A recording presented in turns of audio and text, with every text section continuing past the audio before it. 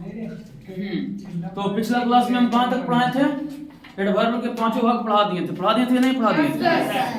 तो आज पढ़ाने वाले हैं एडवर्ब के छठा पार्ट। इसका नाम क्या है? Adverb of reason. रीजन मतलब क्या समझते हो आप लोग? कारण। मतलब ऐसा एडवर्ब जो कोई कारण बताता है, जिससे कि तुम सम होमवर्क न बनाबू तो तुम सम कारण बताओ हो कि यार भैया बुखार लगा दे बनाओ ले भैया, लेकिन हम कपिए छोड़ देली। बात सही है कि ना? वैसे ही जब एडवर्ब ऑफ रीजन ऐसा है जे कि कोई कारण बताता है, समझे? एडवर्ब ऑफ रीजन एक एकदम सिंपल से एग्जांपल। टेल मतलब कहना। टेल में सिंगुलर से फुल एस लगा दिए।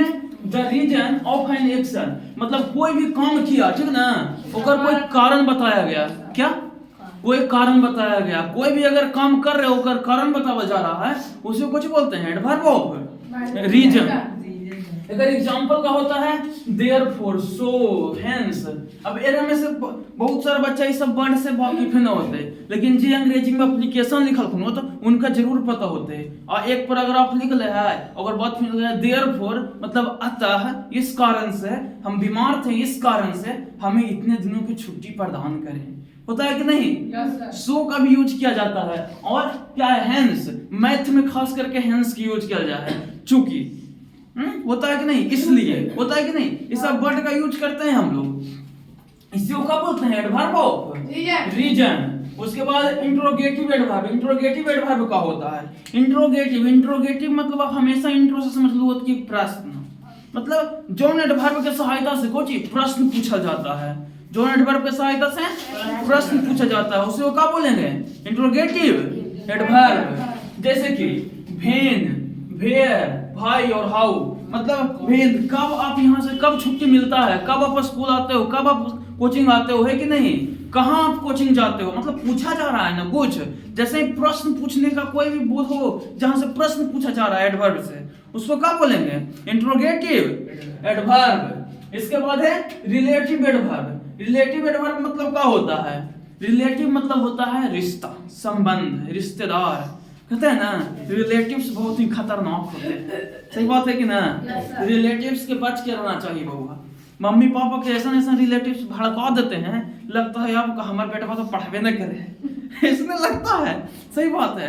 पहले तो आएंगे आकर के बैठेंगे, हमारे बेटा दिल्ली में पढ़ रहे हैं, हमारे बेटा जाना हो जाओ, भले ही उनकर बेटा कुछ नहीं करता हो, रोड पर घूमल चलता हो, लेकिन रिश्तेदार ही जाएंगे ता कि हमारे बेटवा तो एकदम रत भर पढ़ा को, अंधुन पढ़ा को, भले ही बेटा रात भर फ्री फायर खेल रहा है, लेकिन दोसर में जाके बड़ा ही लूट रहे हैं।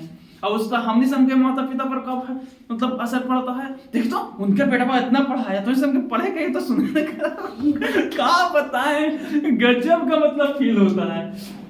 वैसे तो ये रिलेटिव एडवर्ब, यहाँ पे एडवर्ब कैसे आ गया? रिलेटिव तो बहुत खतरनाक होता है, ये कैसे पढ़ना हो गया? तो it's join to part of a sentence. मतलब कि जैसे रिश्ता और परिवार क्या होता है?